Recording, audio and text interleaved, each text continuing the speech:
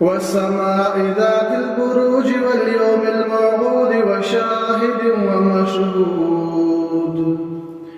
قتل أصحاب الأخدود النار ذات الوقود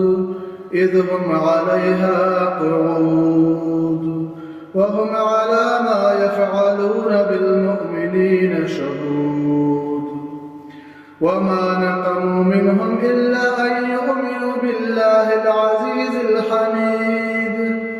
الذي له ملك السماوات والأرض والله على كل شيء شهيد إن الذين فتنوا المؤمنين والمؤمنات ثم لم يتوبوا فلهم عذاب جهنم ولهم عذاب الحريق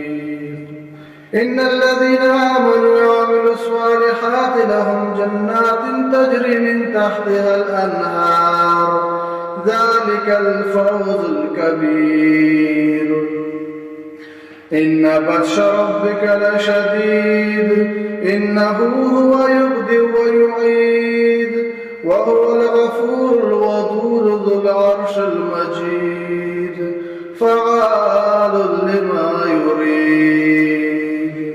هل أتاك حديث الجنود فرعون وثمود بل الذين كفروا في تكذيب والله من ورائهم محيط